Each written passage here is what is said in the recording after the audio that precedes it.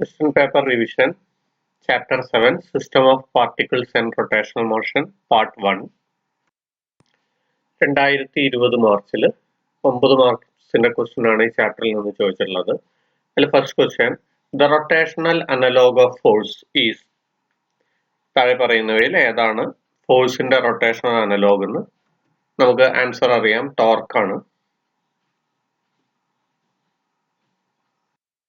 അടുത്തത്, a cord of negligible mass is wound round the rim of a flywheel mounted on a horizontal axis as shown in figure. അപ്പോൾ ഒരു fly wheel തന്നിട്ടുണ്ട്. ആ fly wheel rotate ചെയ്യാണ് ചെയ്യുന്നത്. ഇവിടെ free ആയിട്ട് rotate ചെയ്യുന്നു. ഇവിടെ എന്ത് ചെയ്യുന്നുണ്ട് എന്ന് പറഞ്ഞാൽ ഒരു negligible mass of code use ചെയ്തിട്ടുണ്ട്, ഒരു വയർ ഇവിടെ യൂസ് ചെയ്തിട്ടുണ്ട്.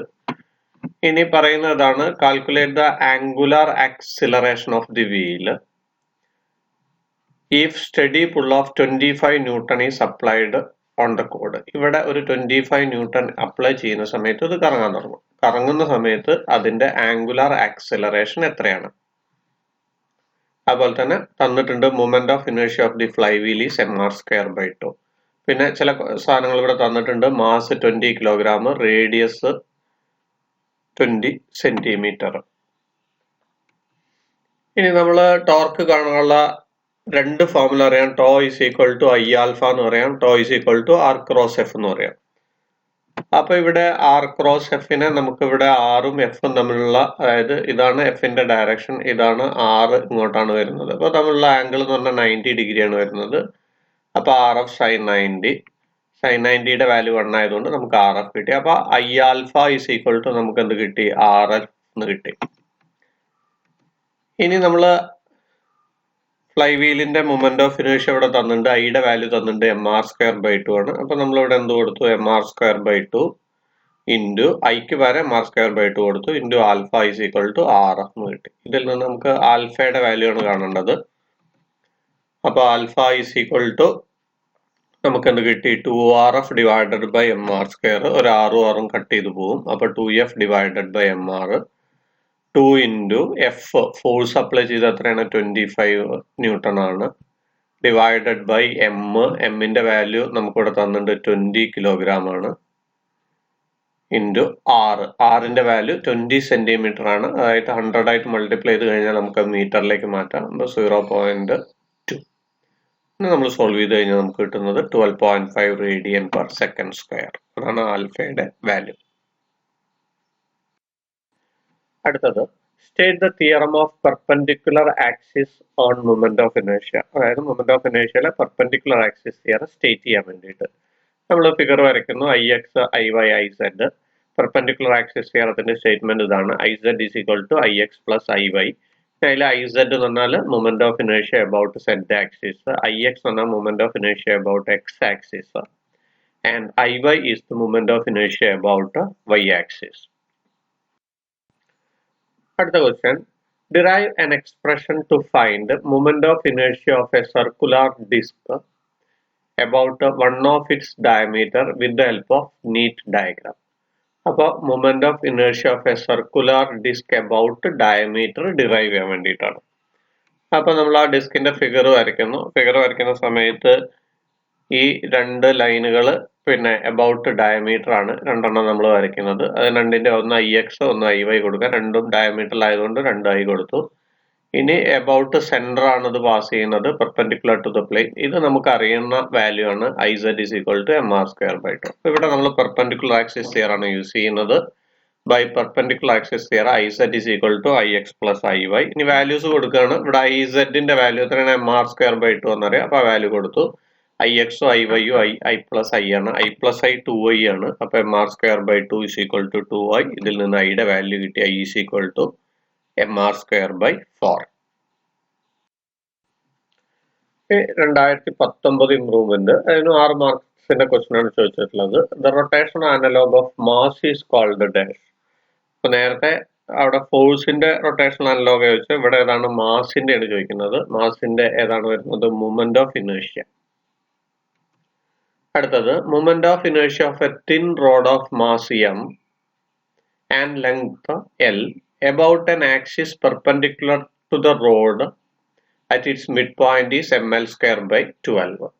അപ്പോൾ ഒരു തിൻ റോഡ് അതിന്റെ മാസ് m ആണ്, ലെങ്ത് l ആണ്. മിഡ് പോയിന്റിലൂടെ സെന്ററിലൂടെ പെർപെൻഡിക്കുലർ ആയിട്ട് പാസ് ചെയ്യുമ്പോൾ ഉണ്ടാവുന്ന മൂവ്മെന്റ് ഓഫ് ഇനേഷ്യ തന്നിട്ട് എത്രയാണ്? ml square by 12 ആണ്. ഇനി ഫൈൻഡ് ദ മൂവ്മെന്റ് ഓഫ് ഇനേഷ്യ of the rod about an axis perpendicular to it and passing through one end. അപ്പൊ വൺ എൻഡിലൂടെ പാസ് ചെയ്യുന്നു പെർപെൻഡിക്കുലർ ആയിട്ട് ഉള്ള ആക്സിസ് ആണെങ്കിൽ മൂവ്മെന്റ് ഓഫ് ഇനേഷ്യ ഉണ്ടാവുന്നു. അപ്പൊ രണ്ട് ആക്സിസ് ഉള്ളത്, ഒന്ന് സെന്ററിലൂടെ ഉള്ളത്, ഒന്ന് വൺ എൻഡിലൂടെ ഉള്ളത്. അപ്പൊ ഇവിടെ നമ്മൾ പാരലൽ ആക്സിസ് തിയറം യൂസ് ചെയ്യുന്നു. I is equal to I0 plus mr square. ഇതിൽ I0ന്റെ വാല്യൂ നമുക്ക് ഇവിടെ തന്നിട്ടുണ്ട്. എത്രയാണ്? ഇത് അവിടെ തന്നിട്ടുണ്ട് ml square by 12. അപ്പൊ ആ വാല്യൂ നമ്മൾ എഴുതി ml square by 12. ഇനി r എന്ന് പറഞ്ഞാൽ ഡിസ്റ്റൻസ് ആണ്. ഡിസ്റ്റൻസ് പറഞ്ഞാൽ ടോട്ടൽ ലെങ്ത് l ആണ് വരുന്നത്.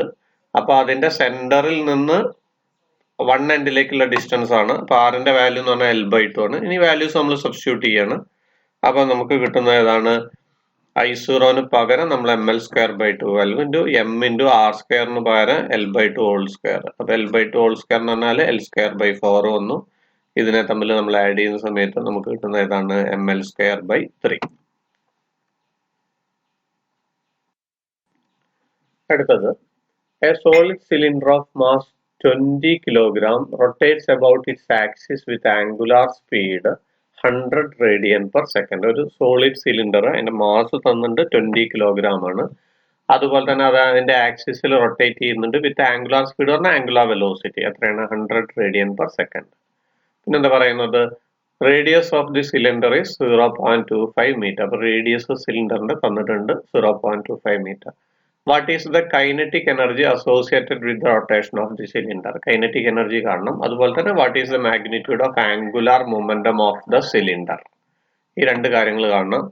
അപ്പൊ ഇവിടെ kinetic energy of a rotating body കാണാനുള്ള ഫോർമുല നമുക്കറിയാം. Kinetic energy is equal to ½ I omega square. ഇനി ഒരു സിലിണ്ടർ ആണ്. സിലിണ്ടറിന്റെ I കാണാനുള്ള അബൌട്ട് ആൻ ആക്സിസ് നമുക്കറിയാം mr square by 2 ആണ്. എമ്മിന്റെ വാല്യൂ തന്നിട്ടുണ്ട് എത്രയാണ്? 20 കിലോഗ്രാം ആണ്.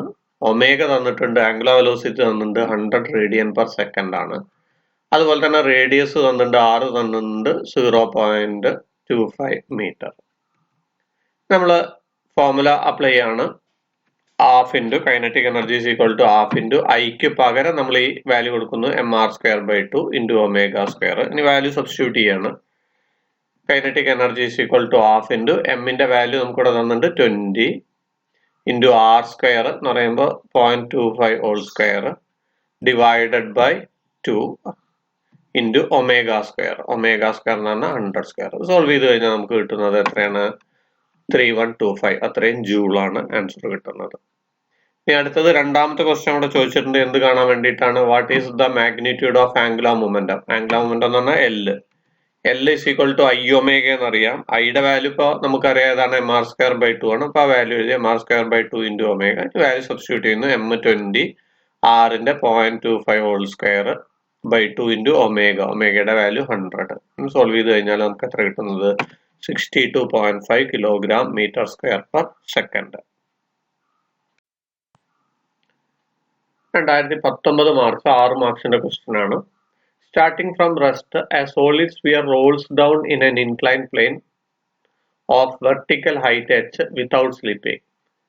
അപ്പോൾ ഒരു സോളിഡ് സ്ഫിയർ എന്ത് ചെയ്യുന്നു പറഞ്ഞാൽ ഒരു ഇൻക്ലൈൻഡ്, ഒരു ചെരിവ് തലത്തിൽ h ഹൈറ്റിൽ നിന്ന് സ്ലിപ്പ് ചെയ്യാതെ ഉരുണ്ടുവരികയാണ്.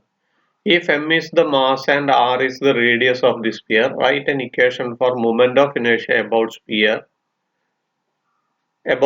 about diameter. അപ്പോൾ ഒരു സ്ഫിയറിന്റെ മൊമെന്റ് ഓഫ് ഇനേഷ്യ അബൌട്ട് ഡയമീറ്റർ നമ്മൾ പഠിച്ചിട്ടുണ്ട്. I is equal to 2/5 mr square ആണെന്നുള്ളത്. അപ്പോൾ I is equal to 2 mr square by 5 നമുക്ക് കിട്ടി.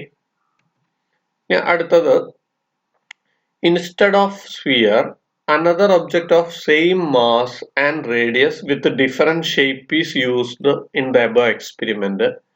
Will it reach the bottom with the same or different velocity? അതേ മാസാണ്, റേഡിയസും സെയിം ആണ്, അതിന്റെ ഷേപ്പ് വ്യത്യാസപ്പെടുത്തി കഴിഞ്ഞാൽ അത് ഒരേ വെലോസിറ്റിയിലാണോ അല്ലെങ്കിൽ ഡിഫറെന്റ് വെലോസിറ്റിയിലാണോ താഴത്തേക്ക് റീച്ച് ചെയ്യുക എന്നുള്ളതാണ്. ആൻസർ ഇതാണ്. മൊമെന്റ് ഓഫ് ഇനേഷ്യ is different for another object with different shape. ആ ഷേപ്പ് മാറുന്നതിനനുസരിച്ചിട്ട് എന്തിൽ വ്യത്യാസം വരുന്നുണ്ട്? മൊമെന്റ് ഓഫ് ഇനേഴ്ഷ്യയിൽ വ്യത്യാസം വരുന്നുണ്ട്.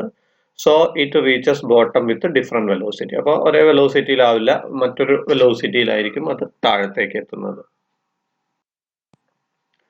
Prove that the velocity with which the sphere reaches the bottom of a plane is 1.2 root gh. അപ്പോൾ ഒരു സ്ഫിയർ എന്ത് ചെയ്യുന്നു എന്ന് പറഞ്ഞാൽ ഒരു ചെരുവുതലത്തിൽ വരുന്ന സമയത്ത് അതിന്റെ താഴത്തേക്ക് എത്തുന്ന സമയത്ത് അതിന്റെ വെലോസിറ്റി എത്രയായിരിക്കണം? 1.2 റൂട്ട് ജി എച്ച് ആണെന്ന് പ്രൂവ് ചെയ്യണം. അപ്പോൾ ഒരു ഇൻക്ലൈൻഡ് പ്ലെയിനിൽ നമുക്കറിയാം അതിന്റെ കൈനറ്റിക് എനർജി, സ്ഫിയറിന്റെ കൈനറ്റിക് എനർജി എന്ന് പറഞ്ഞാൽ 7/10 mv² ആണെന്ന് നമ്മൾ പഠിച്ചിട്ടുണ്ട്. അത് ഒരു ഉയരത്തിൽ നിന്ന് വരുന്നതുകൊണ്ട് അത് പൊട്ടൻഷ്യൽ എനർജിക്ക് ഈക്വൽ ആയിരിക്കും കൈനറ്റിക് എനർജി. അപ്പോൾ 7/10 mv² is equal to mgh എന്ന് കൊടുക്കാം നമുക്ക്. ഇപ്പൊ എം കട്ട് ചെയ്തു, പിന്നെ v²ന്റെ വാല്യൂ കാണുകയാണ്. v²ന്റെ വാല്യൂ കാണുന്ന സമയത്ത് നമുക്ക് എന്ത് കിട്ടി? 10gh/7 എന്ന് കിട്ടി. അപ്പൊ v is equal to root of 10gh/7. അതിനൊന്ന് റീഅറേഞ്ച് ചെയ്ത് എഴുതുന്നു. നമുക്ക് എന്ത് ചെയ്യുന്നു? root of 10/7 into root gh എന്ന് എഴുതുന്നു. root of 10/7ന്റെ വാല്യൂ 1.2 ആണ്. അപ്പൊ നമ്മൾ ഇവിടെ ഇക്വേഷൻ കിട്ടി 1.2 റൂട്ട് ജി എച്ച്. അതല്ല ഇവിടെ ചോദിച്ചിട്ടുള്ള നമ്മളോട് അത്. അപ്പൊ നമുക്ക് ആൻസർ പ്രൂവ് ചെയ്തു നമ്മൾ.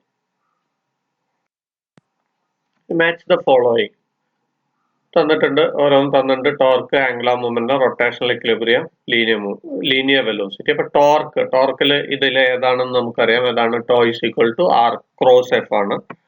അപ്പൊ ആർ ക്രോസ് എഫ് ആണ് വരുന്നത്. ഇനി ആംഗുലർ മൊമെന്റം ആണ്. ആംഗുലർ മൊമെന്റത്തിൽ ഇതിൽ ഏതാണെന്ന് നോക്കുക. L is equal to r cross p ആണ്. അപ്പൊ ആറും പി ഉള്ള ഒരു സാധനം ഇതിലുണ്ട്. ഏതാണ്? Angular momentum L is perpendicular to r and p. R cross p എന്ന് പറയുമ്പോൾ അതിന്റെ direction perpendicular to r and p ആണ് വരുന്നത്. രണ്ടാമത്തെ ആൻസർ ഇതാണ്. ഇനി റൊട്ടേഷണൽ ഇക്വിലിബ്രിയം ആണ്. നമ്മൾ ഇക്വിലിബ്രിയം എന്ന് പറയുമ്പോൾ റിസൾട്ടന്റ് ഫോഴ്സ് 0 എന്നാണ് പറഞ്ഞിരുന്നത്. ഇവിടെ റൊട്ടേഷണൽ ഇക്വിലിബ്രിയം ആകുമ്പോൾ റിസൾട്ടന്റ് ഫോഴ്സിന് പകരം എന്താ പറയുക? റിസൾട്ടന്റ് ടോർക്ക് ആണ്. അപ്പൊ നെറ്റ് ഫോഴ്സിന് പകരം sum of torque is equal to 0 വരുന്നു. അടുത്തത് ലീനിയർ വെലോസിറ്റി ആണ്. Linear velocity equal to r omega എന്ന് പഠിച്ചിട്ടുണ്ട്. ഇവിടെ ഒമേഗ ഇൻറ്റു ആർ എന്നാണ് എഴുതിക്കുന്നത്. അത്രേ ഉള്ളൂ, ഒമേഗ ആർ.